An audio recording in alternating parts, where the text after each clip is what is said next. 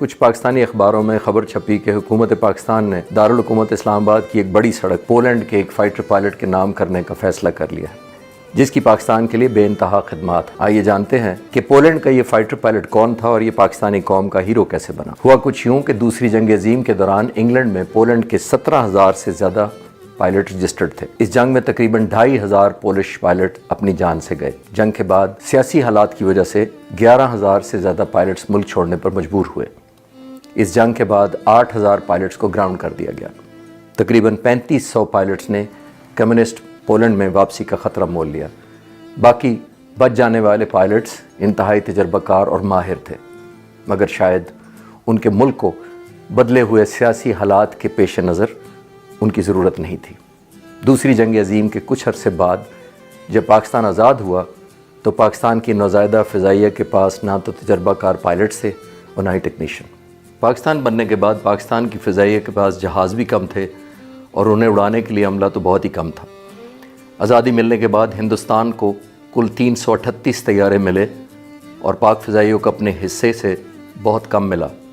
32 Dakota ملنے تھے، 4 ملے۔ 35 ٹیمپسٹ کا وعدہ تھا، صرف 16 ملے۔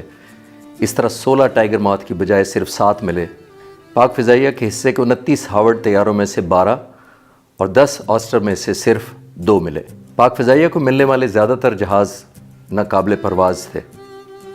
جہازوں کی تعداد تو آہستہ آہستہ بڑھنے لگی، مگر ہوابازوں اور خصوصاً زمینی عملے کی شدید کمی تھی، اور انہی دنوں ہندوستان کے ساتھ کشیدگی میں اضافہ ہونے کی وجہ سے اس کمزوری کو دور کرنا نہ صرف انتہائی ضروری تھا، مگر ایسا جلد از جلد کیا جانا چاہیے تھا۔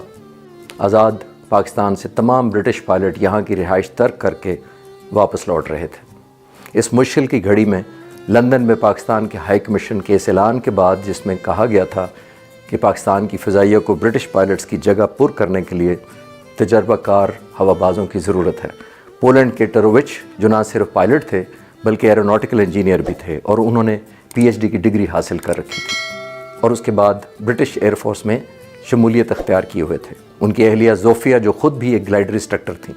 ٹرووچ اور ان کی اہلیہ سمیت 30 پولش ہوابازوں نے رائل پاکستان ایئر فورس میں 3 سال کے ایک معاہدے کے تحت شمولیت کا فیصلہ کیا۔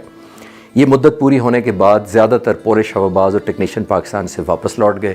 چند ایک نے پاکستان کی نوزائیدہ ایئر لائن اورینٹ ایئر میں شمولیت اختیار کی، جسے بعد میں PIA کا نام دیا گیا۔ رائل پاکستان ایئر فورس کی اس مشکل گھڑی میں پولش پائلٹ ٹرووچ اور ان کی اہلیہ زوفیا نے نہ صرف پاک فضائیہ میں مستقل بنیادوں پر اپنی خدمات جاری رکھنے کا فیصلہ کیا، بلکہ پاکستان کو اپنا مستقل گھر بنا لیا۔